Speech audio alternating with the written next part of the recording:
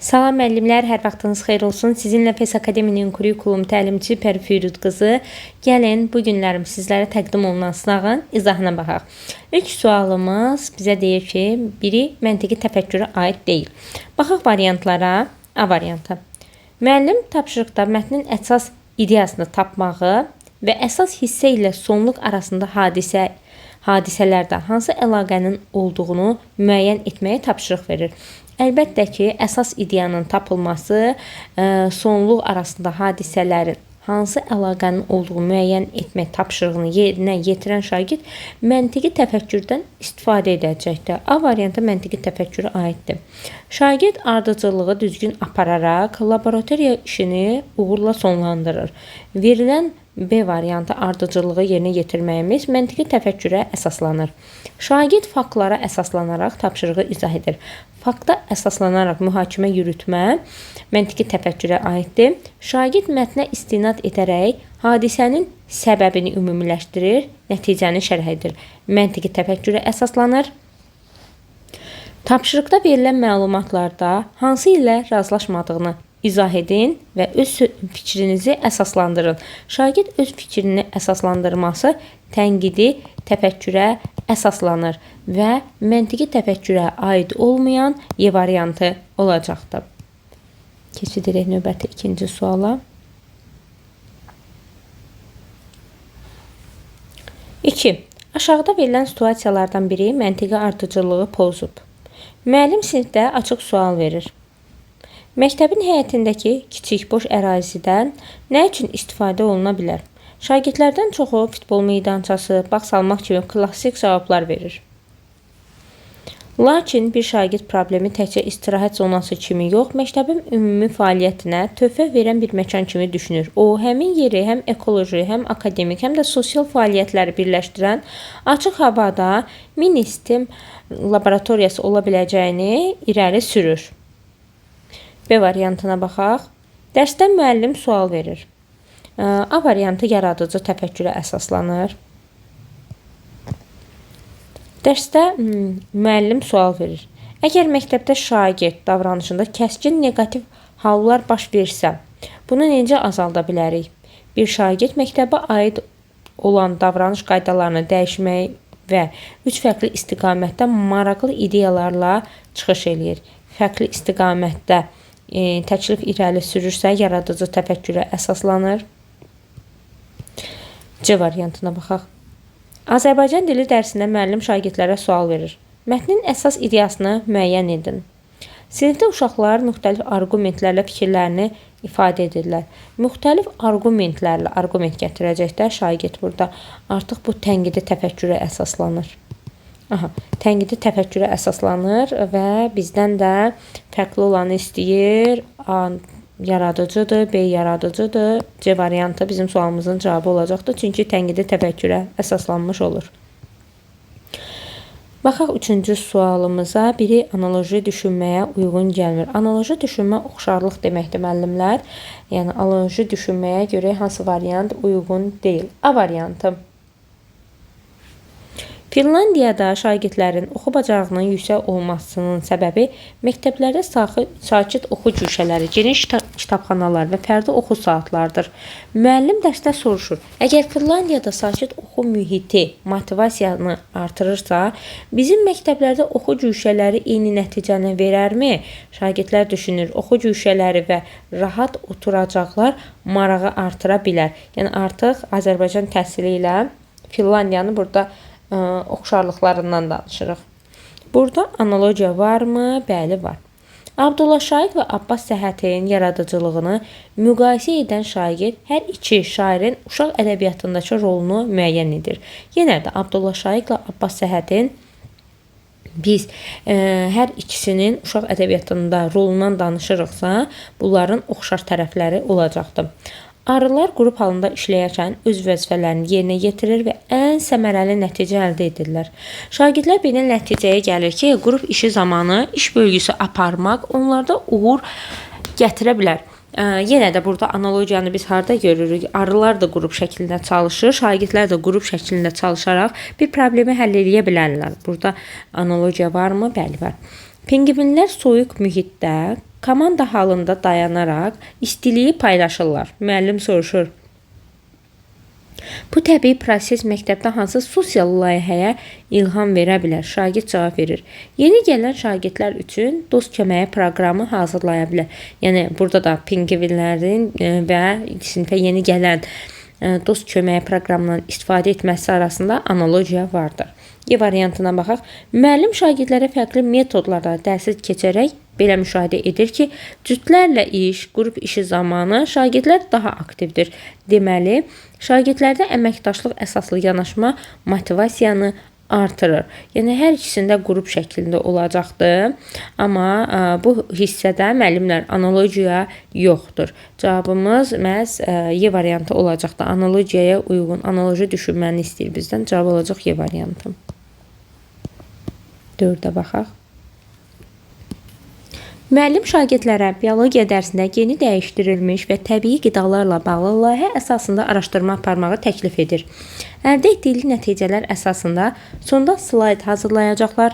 Müəllim normadan böyük ya kiçik, qeyri-adi meyvə tərəvəzlər, rəngi, forması süni şəkildə alınmış qidalara diqqət etmələri üçün yol göstərir. Şagirdlər araşdırma prosesindəki fəaliyyətləri ilə bağlı davamlı qeydlər götürürlər. Həmçinin prosesdə fərqli fikirlərlə rastlaşsalar da məqsəddən yayınmayaraq fəaliyyətlərini davam etdirirlər. Verilmiş situasiya ilə bağlı yanlış fikir müəyyən edin. Baxaq, yanlış harda verir. A variantında şagirdlər strateji düşünəcəklər, informasiya savadlığı, rəqəmsal savadlılığın tələb edir. Bəli, müəllimlər slayd hazırlayacaqsa əgər şagirdimiz, bu şagirdlərdə rəqəmsal savadlığı, araşdırma aparacaqlar, informasiya savadlılığını şagirdlərdə inkişaf etdirdiyini deyə bilərik. Doğrudur. Şagirdlərin birgə öyrənmə fəaliyyətinə cəlb olunması əməkdaşlıq şəraitində işin təşkili üçün uğurlu addımdır. Müəllim həmçinin fənlərarası inteqrasiyadan istifadə edəcək. Bu variant da doğrudur müəllimlər. Yəni fənlərarası inteqrasiyadan danışır. Baxın, biologiya dərsindədir. Eyni zamanda şagirdlər burada həyat bilgisi ilə, coğrafiya ilə və sair dərslərlə əlaqələndirə bilər müəllim mövzunu. Doğrudur. Layihə şagirdlərdə metakognitiv bacarıqları inkişaf etdirməklə yanaşı, onlarda daxili motivasiyanın əhəmiyyətini önə çıxartmış olur. Doğrudur, bunu da deyə bilərik situasiyadan. Və bizə deyir, şagirdlər qeyd götürmə bacarığı formalaşır və fərqli fikirlərlə rastlaşsalar da məqsəddən yayınmırlar. D variantına baxaq. Müəllimin məqsədi şagirdlərdə məntiqi təfəkkürü inkişaf etdirməkdir. Xeyr, müəllimlər, bu situasiyada məntiqi təfəkkür inkişaf etdirmir, yanlışdır. Layihə əsasında şagirdlərdə 21-ci əsr bacarıqlarının formalaşdığını deyə bilərik. Layihə əsasında şagirdlər əməkdaşlıq edə bilər, ünsiyyət qura bilər, 21-ci əsr bacarıqlarına bunlar şamil edir. Slayd hazırlayacaqlarsa rəqəmsal savadlılıq inkişaf edə bilər. Bunların hər biri 21-ci əsr bacarıqlarına aiddir. Məntiqi təfəkkür isə müəllimlər verilən situasiyamızda inkişaf etmir. Cavab olacaq D variantı. Növbəti sualımıza baxaq. Növbəti 5-ci sualımız. Tarix dərsində müəllim şagirdlərə Osmanlı Səfəvi müharibəsindən, bu müharibənin iki türk, müsəlman dövlətinin necə zəifləməsindən və bundan istifadə edən Avropa dövlətlərinin Osmanlı İmperiyasının Avropaya doğru uzanan bir çox torpaqlarının işğal etməsindən danışdı və şagirdlər bu mövzuda müzakirə təşkil etdi. Müəllim müzakirə əsasında müşahidə etdi ki, şagirdlər fikirləri əsasında iki qrupa bölünüb. Birinci qrup Osmanlıların, ikinci qrup Səfəvilərin tərəfdarına çevrilib. Müəllim yaranmış situasiyadan istifadə edərək, şagirdləri qrup işinə yönəldərək, mövzu barəsində araşdırma aparmağa istiqamətləndirir. Şagirdlər elektron vasitələrdən istifadə etməklə yanaşı, məktəbin kitabxanasından da yararlandılar. Situasiya əsasən verilənlərdən hansı doğru deyil? A variantı. Şagirdlərdə tapşırığı yerinə yetirən zaman savadlılıq kompetensiyasının formalaşdığını deyə bilərik. Əgər müəllim şagirdləri informasiya ötürürsə, informasiyaya yönləndirirsə, bəli, biz bu zaman şagirdlərdə savadlılıq kompetensiyasının formalaşdığını deyə bilərik. B variantı. Müəllim prosesi əvvəlcədən düzgün qurmaması şagirdlər arasında yaranmış fikir ayrılığına səbəb olur. Bu qalsın sonundan yenidən qayıdarıq. Şagirdlərin rəqəmsal savadlıq bacarığına malik olduğu görünür. Bəli, hansı ki şagirdlər elektron vasitədən istifadə edəcəklər, rəqəmsal savadlığı inkişaf etdiyini deyə bilərik. Şagird yönümlü təlimə uyğun olaraq müəllim dərsdə subyekt prinsipinə əsaslanaraq şagird fəallığına təkan vermiş olur. Bəli, bunu da deyə bilərik. Və müzakirə təşkil olunubdur. Bu hissədən biz bunu deyə bilərik. Müəllim şagirdlərdə informasiya savadlığını inkişaf etdirir. Araşdırma aparmağa istiqamətləndirir. Bunu da deyə bilərik situasiyadan. Amma bizə deyir ki, B variantı müəllim prosesi əvvəlcədən düzgün qurmaması şagirdlər arasında yaranmış fikir ayrılığına səbəb olur. Yanlış olan B variantı olacaqdır. Baxaq növbəti sualımıza. Müəllim yeni mövzuya giriş üçün sinifdə müzakirə səhnəsi qurur və şagirdləri iki qrupa bölərək onlara əks mövqeylərini müdafiə etməyi tapşırır. Şagirdlər fikirlərini ifadə etsələr də mövqeylərini əsaslandırmaqda çətinlik çəkirlər. Gətirdikləri arqumentlər zəifdir və iddiaları dəstəkləyən faktlar təqdim edə bilmirlər. Müzakirə zamanı müəllim onların məlumat toplama və istifadə olunan mənbələri düzgün qiymətləndirmə bacarıqlarının kifayət qədər inkişaf etmədiyini görür. Situasiyaya görə hansı fikir doğrudur? Baxaq variantlar. Şagirdlərin savadlıq kompetensiyasının tam formalaşmadığı üçün onlar mətnləri dərindən anlamaq, fikirləri müqayisə edib əsaslandırmaqda çətinlik çəkirlər. Bu səbəbdən tənqidi düşünmə bacarıqları planlı şəkildə inkişaf etdirməyə ehtiyac var. Doğru olan müəllimlər A variantıdır və biz bunu hardan görürük? Şagirdlər əks mövqeylərini müdafiə etməyə müəllim tapşırır, amma şagirdlər mövqeylərini əsaslandırmaqda çətinlik çəkirlər. Əgər şagirdlər mövqeylərini əsaslandırmaqda çətinlik çəkirlərsə, savadlılıq kompetensiyası zəif inkişaf etdiyindən irəli gəlir. Cavab olacaq A variantı. Növbəti sualımıza keçid edək. Növbəti 7-ci sual. Müəllim dərsdə yeni mövzunun mənimsənilməsi üçün şagirdlərə müxtəlif məlumatlar təqdim edir. Məlumatlar həm mətn, həm cədvəl, həm də şəkil formasında olur ki, şagirdlər fərqli mənbələrlə işləməyi öyrənsinlər. Daha sonra müəllim onlara tapşırır ki, təqdim olunan məlumatları nəzərdən keçirib təlimat hazırlasınlar. Bu situasiyada şagirdlərdə hansı təfəkkür inkişaf etdirir? Mətn, cədvəl, şəkil formasında müəllim şagirdlərlə fərqli mənbələrdən işləməyi öyrədir. Daha sonra da şagirdlərə deyir ki, öyrəndiyiniz məlumat, yəni təqdim olunan məlumata əsasən təlimat hazırla və bu şagirdlərdə məntiqi təfəkkürü inkişaf etdirmiş olur. Cavab olacaq D variantı. Məsələn, yaradıcı təfəkkür yoxdur burada, tənqidi təfəkkür yoxdur. Cavab yerdə qalır. D variantı. Məntiqi təfəkkürü müəllim şagirdlərdə inkişaf etdirmiş olur. Növbəti sualımıza baxaq. 8-ci sual. Siz müşahidə edirsiniz ki, məktəb kitabxanasında bir uşaq son vaxtlar kitab oxumağa maraq göstərmir. Əvvəlki kimi hekayələri həvəslə oxumur və digər şagirdlərlə oxu müzakirələrində iştirak etmir. Bu halı düzəltmək üçün müəllimin atdığı hansı addım səhvdir? İlk addım olaraq uşağı fərdi şəkildə söhbət etməyə dəvət etmək faydalıdır. Bura kimi doğru gəlirik. Onunla sakit bir mühitdə danışaraq niyə marağının azaldığını, hansı mövzular onu cəlb etdiyini öyrənmək olar. Bu doğrudur müəllimlər. Burada yanlış bir addım yoxdur. Şagird onun maraqlarına uyğun kitablar və oxu fəaliyyətləri təşkil etmək, kiçik oxu tapşırıqları, oyun vasitəsilə yenidən marağını oyatmaq olar, bəli, oyatmaq olar. Uşağı daha da motivasiya edirik də. Şagirdləri oxu müzakirələrinə cəlb etmək, uğurlarını müsbət şəkildə vurğulamaq və ona təşviq edici rəy vermək. Bu da olar. Şagirdləri müzakirəyə cəlb edirik, uğurlu tərəflərini vurğulamaqla uşağa motivasiya vermiş oluruq. Müəllim şagird üçün kitab seçib, onu oxumağa verərək şagirdi motivasiya edə bilər. Yəni, şagirdin öz maraq dairəsində olmalıdır. Müəllimin verdiyi kitabı şagird daha həvəssiz şəkildə oxuyacaqdır. Sanki məcbur olub oxuyacaqdır. Yəni, bu da effektiv yol deyil. Sualın cavabı olacaq D variantı. Növbəti 9-cu suala baxaq. Müəllim müşahidə edir ki, məktəbdə, idman zalında uşaqlar basketbol məşqi zamanı bir-birinin fikirlərini dinləmir, hər kəsə eyni anda topa sahib olmaq istəyir və bu səbəbdən məşq zamanı qarışıqlıq yaranır. Bu situasiyada müəllimin hansı addımı düzgün olar? Dərsin sonunu gözləmədən məşqi dayandırmaq və ya top oyununu tam qadağan etmək. Elə top oyununu qadağan etməkdən biz görürük ki, bu doğru yanaşma deyil. Heç bir qayda qoymadan uşaqların tək başına oynamasına şərait yaradaraq, onlarda öz məsuliyyətini formalaşdırmağa şərait yaratmaq. Təbii ki, burada qayda qoyulması önəmlidir və biz bu məsuliyyəti şagirdlərin də öhdəliyinə verə bilmərik, çünki düzgün yanaşma deyil. Bəzi problemli şagirdləri nəzərə almadan fəaliyyətə olduğu yerdən davam etmək yanlış situasiyadır. Bir dərsli cəzalandırmaq onların dərsdə daha məsuliyyətli olmasına şərait yarada bilər. Həmçinin bu hal təkrarlanarsa valideynlərə şikayət edəcəyini bildirmək, valideynə hər addımı bildirməyimiz də doğru deyil.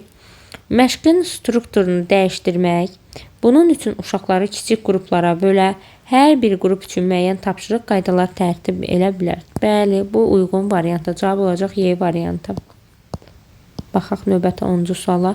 Məktəbdə laboratoriya dərsi zamanı bir uşaq kimyəvi eksperiment apararkən təhlükəsizlik qaydalarını göz ardı edir.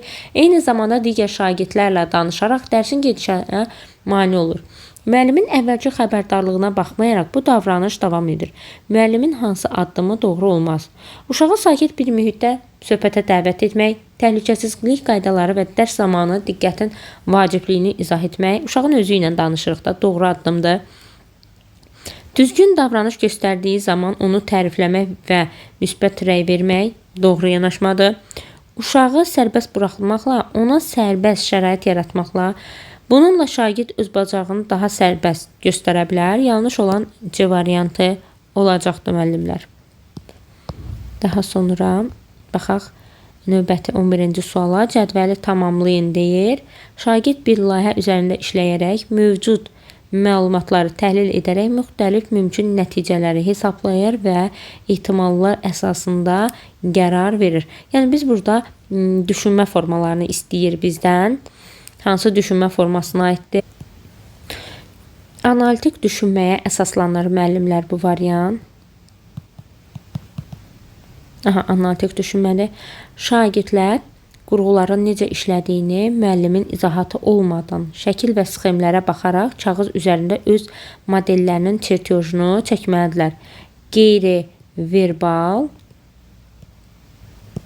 məqsədinə çatmaq üçün yeni və gözlənilməz yanaşmalar tətbiq edir. Həmçinin fərqli perspektivlərdən çıxış edərək bir neçə alternativ həll yolu irəli sürürlər. Bu da yenilik istəyir də, divergent düşünmə olacaqdır. Baxaq variantlara var. Belə bir variant analitik, deduktiv,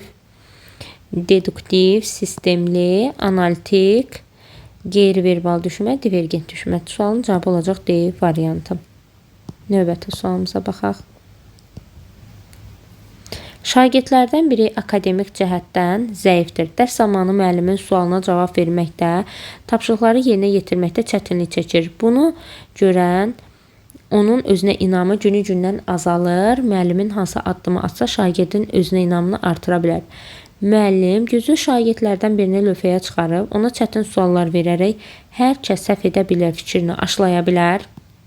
Yanlışdır. Bu o güclü uşağa motivasiyadan salmış olacaq da. Biz uşağı qaldırmaq istəyirkən digər uşağı yıxmalı deyilik. Şagirdin potensialına uyğun, sadə, daha asan tapşırıqların icrasına şərait yarada bilər. Bəli, müəllimlər, biz uşağın potensialına uyğun tapşırıq versək doğru olar, amma bu da şagirdin motivasiyasını geri qaytarmayacaqdır. Çünki biz bilirik ki, daim sadə tapşırıq yox, sadə, orta, çətin tipli tapşırıqlar verməliyik şagird. Ona görə bunu da doğru götürə bilmərik. Müəllim qrup işi təşkil edərək şagirdin fəaliyyətini izləyə bilər, düzgün fasilitatorluq edərək ona istiqamət verə bilər. Bəli, müəllimin fasilitatorluğu da çox önəmlidir. Müəllim şagirdə düzgün şəkildə istiqamət versə, uşağın motivasiyasını geri qaytara bilər. Cavab olacaq C variantı. Növbəti sualımıza baxaq.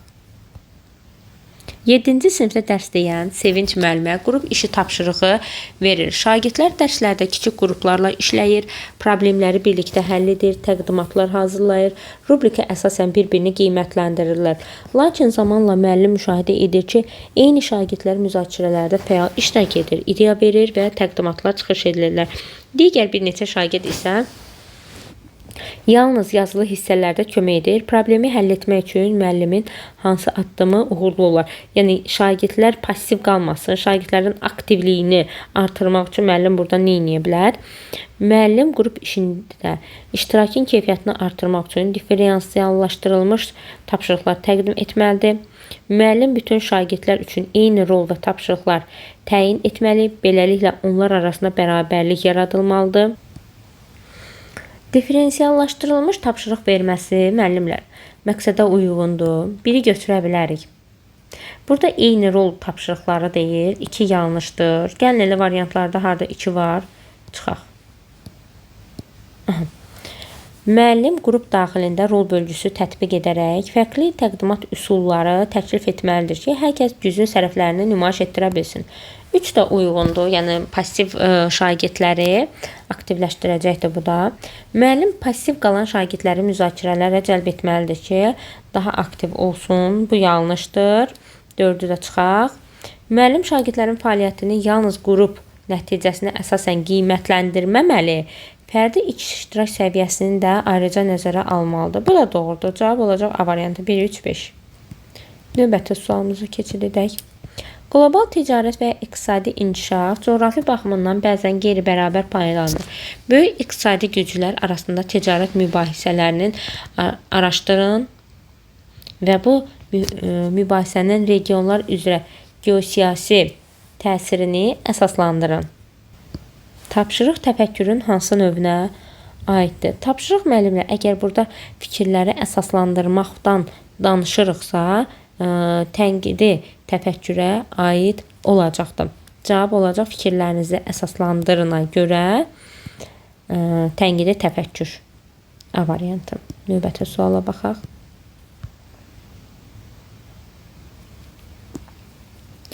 Müəllim 19-cu əsrdə Azərbaycanda maarifçilik və ictimai-siyasi ideyalar mövzusunda sinifdə debat təşkil edir. Debat var burada. Müzakirə zamanı bir şagird maarifçilik hərəkatının tərəqqiyə təsiri mövzusunda öz fikirlərini qətiyyətlə əsaslandırır. Lakin bu zaman o, digər şagirdlərin fikirlərini tez-tez kəsir, xüsusilə daha sakit və utancaq şagirdlərin müzakirəyə qoşulmasına imkan vermir. Tarix dərsində şagirdlərin həm ictimai-siyasi fikirlərini təhlil etməsi, həm də mədəni diskursiya bacarıqlarının inkişaf etdirilməsi üçün müəllimin hansı yanaşması daha məqsədə uyğun olar? A variantı. Şagirdlər səsvermə yolu ilə debat lideri seçməli, beləliklə sinifin dinamikasını özləri müəyyənləşdirməlidir. A variantı, belə deyək müəllimlər, doğru yanaşma olmazdı. Hər bir şagirdə özünü ifadə etməsi üçün eyni müddət tanımalı, danışıq ardıcıllığı yalnız müəllim təyin etdiyi siyahı üzrə idarə etməlidirlər. Yəni, ola bilər ki, uşaqlardan kiminsə fikri varsa, onlar da fikrini bildirir. Amma danışıq mədəniyyətinə riayət etmək şəkli ilə, bu da bir variantı da doğru yanaşma deyil. Aktiv şagirdin maarifçi ideyaları daha yaxşı bildiyi üçün onun çıxışına daha çox yer verilməli. Digər şagirdlər isə bu modeldən öyrənməyə təşviq olunmalıdır. Burada şagirdlərdə bərabər imkanları pozmuş oluruq. Bir uşağa daha çox vaxt verək, digərlərinə az vaxt veririksə və yaxud həmin şagirddən nə isə öyrənməyə yönləndirirsə, burada bərabər imkanları pozmuş oluruq. Müzakirədə tez-tez müdaxilə edən şagirdlərdə liderlik bacarığını tərifləyərək, onun dominantlığını sinif üçün motivasiya edici nümunə kimi göstərməli, digər şagirdlərin özünə inamını bu nümunə üzərində formalaşmalıdır. Baxın, yenə də burada bir şagirdin liderliyini daimi biz tərifləyiriksə, bu digər şagirdlərə qıcıq yarada bilər və dəstəkləyici mühiti pozmuş ola bilərik biz sinif otağında. D variantı da yanlışdır. Müəllim müzakirədən əvvəl danışıq qaydaları müəyyən etməli, emosional zəkanın şagirdlərdə formalaşdırmalı, emosional zəka deyəndə özünü idarə etmə, özünü dərk etmə komponentlərini, münasibətlərin idarə edilməsi komponentini biz şagirdlərdə formalaşdırmalıyıq. Empatiya hissini aşılamalıyıq. Empatiya hissi dedikdə özümüzü başqasının yerinə qoymamız nəzərdə tutulur. Ən uyğun variant Y variantı olacaqdır. Daha sonra 16-cı sual. Riyaziyyat dərsində şagirdlərə hesablama əməli verilir və şagird verilmiş şərtə görə situasiyanı fikirləşib yazmalı, məsələ qurub həll etməlidir. Tapşırığın icrası zamanı situasiyanı izah etməlidir. İnteqrasiya növünü müəyyən edin. Baxın müəllimlər, burada riyaziyyat fənninin məzmun xətləri arasında əlaqə vardır. Məsəl üçün, fənlər arası inteqrasiya desək, yoxdur və həyatla əlaqə yoxdur. Harada fən üstü, fənlər arası inteqrasiya varsa, onları rahat şəkildə çıxa bilərik. Fən daxili inteqrasiya isə olduğuna görə sualın cavabı C variantı olacaqdır. Növbəti sualımıza keçid edək. 17-ci sualımız yanlış fikri müəyyən edin. Əgər təhsil verən təhsildə bərabər imkanları yaratmaq dedikdə, bütün şagirdlərə eyni üsulla öyrətmək, eyni resursları vermək və eyni qiymətləndirməni aparmaq kimi başa düşülürsə, o zaman inklüzivliyi yaratmağa nail ola bilməz. Doğru variantda müəllimlər, yəni biz bərabər imkanların pozulmasını nə zaman görə bilirik? Müəllim eyni tədris üsulunu sinifdə tətbiq etdikdə, biz inklüzivliyi qorumaq üçün diferensialla, belə deyək, hər bir şagirdin öyrənmə tərzinə uyğun olaraq dərsləri keçməliyik. Eyni üsulu öyrətdiyimiz zaman inklüzivliyi pozmuş oluruq. Doğrudur. Şagirdlər arasında qarşılıqlı hörmət və qəbul hissini gücləndirmək üçün sosial-emosional fəaliyyətlərə yer verilir. Doğrudur. Müxtəlif öyrənmə tərzinə malik şagirdlər üçün vizual, eşitmə, audial deyə bilərik. Kinestetik resurslardan istifadə edilir. Doğrudur. Valideynlərin məktəbə cəlb olunmağa və övladlarının təhsili üçün müəllim ilə əməkdaşlıq etməyə təşviq edilir. Doğrudur. Sinif müzakirələrində aktiv şagirdlərin fikir bildirməsi üçün şərait yaradır və əlavə ehtiyacı olan şagirdlər üçün sinifdən kənarda ayrıca dərslər təşkil edilir. Yanlış ifadədir bu. Şagirdlər üçün dərsdən kənar ayrıca dərslər təşkil edilir. Bu yanlış variantdır müəllimlər. Yanlış olanı istədi bizdən 17-də Y variantıdır. 18-ci sualımıza keçid edək. Valideyn məktəb qaydalarından narazıdır və öz fikirlərini açıq şəkildə ifadə edir. Müəllim aşağıdakı addımlardan hansını atmalıdır ki, həm valideynlərin narahatlıq səmərəli şəkildə idarə olunsun, həm də sinifdə pozitiv və əməkdaşlıq ruhu yaradılsın. Valideynlərlə qarşılıqlı anlaşmalı və əməkdaşlığın güclənməsi üçün valideyn komitəsini bu işə cəlb etməlidir. Yanlışdır bu. Valideyn komitəsini işə cəlb edilməsi bu prosesi müəllim özü həyata keçirməli idi də. Valideynlərin fikirlərini dinləmək üçün onlayn platform yaradıb, mütəmadi anketlər keçirmək və alınan rəy əsasında məktəb rəhbərliyi ilə bircə qaydalarda dəyişiklik etmək olar.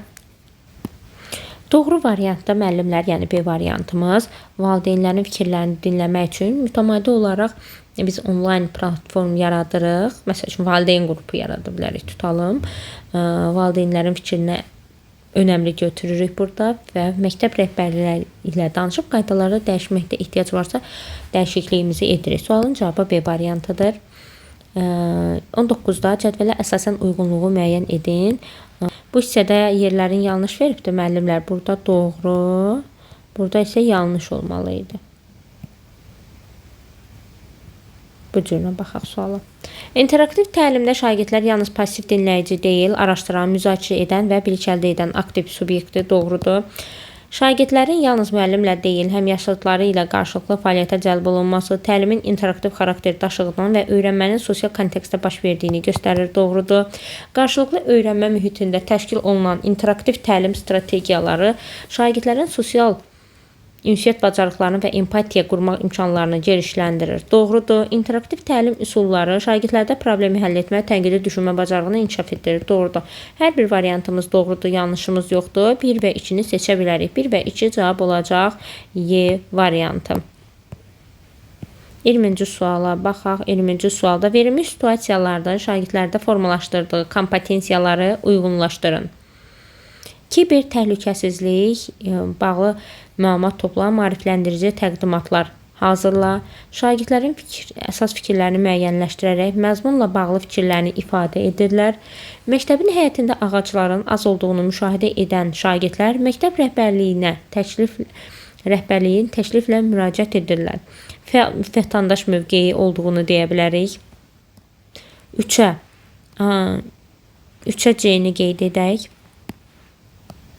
Daha sonra kiber təhlükəsizliklə bağlı rəqəmsal savadlılıqdır. 1 idi daha doğrusu 1. Əsas fikirləri müəyyənləşdirməyi bacarırsa bu da 2-dir. 2-də A-nı qeyd elədik, 1-ə B-ni qeyd elədik, 3-ə isə C-ni qeyd elədik. Varmı belə bir cavab? 1B, 2A, 3C. Cavab olacaq Y variantı. Suallarımız bu qədər müəllimlər. Sağ olun, salamat qalın. Növbəti izahlarda görüşənədək.